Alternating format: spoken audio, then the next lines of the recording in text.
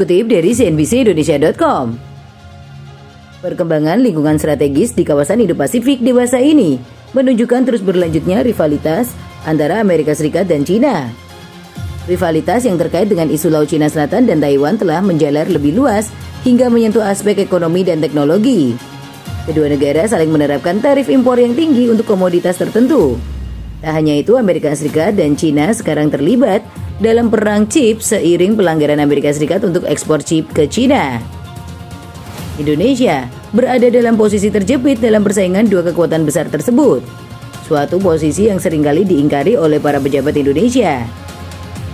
Di sektor ekonomi, Indonesia menjalin kerjasama erat dengan China, termasuk memberikan perlakuan khusus kepada masuknya tenaga kerja China ke jenis pekerjaan yang sebenarnya dapat dikerjakan oleh tenaga kerja Indonesia. Namun, karpet merah yang diberikan oleh Indonesia kepada China tidak membuat negeri tirai bambu menghormati kedaulatan dan hak berdaulat Indonesia di Laut Cina Selatan. Ketidaknyamanan Indonesia terhadap China tercermin dari akuisisi sistem senjata yang dilakukan selama ini.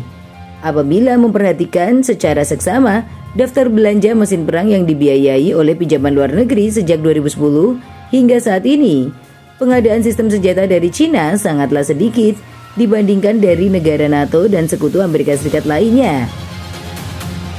Saat Indonesia sedang berada di fase terakhir dari Minimum Essential Force 2010 hingga 2024, secara total pemerintah telah mengalokasikan PLN sekitar 50 miliar US dollar guna mendukung pengadaan sistem senjata selama 15 tahun terakhir, termasuk 34,4 miliar US dollar pada periode 2020 hingga 2024.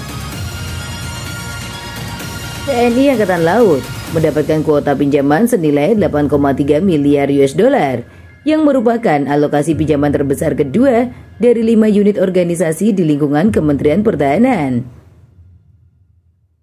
Pengadaan kedua tipe kapal perang bersifat kritis di tengah perkembangan lingkungan strategis yang penuh tantangan dan lambatnya modernisasi kekuatan laut Indonesia dalam beberapa tahun terakhir. Salah satu tantangan yang dihadapi dalam program akuisisi kapal selam sebesar 2,1 miliar US dollar adalah kesediaan galangan kapal asing untuk melakukan kerjasama industri dengan galangan kapal lokal. Naval Group tetap pada komitmen untuk menjalin kerjasama industri dengan pihak Indonesia sebagai bagian dari skema transfer teknologi. Sementara galangan lainnya dari Eropa enggan untuk mengikuti Naval Group.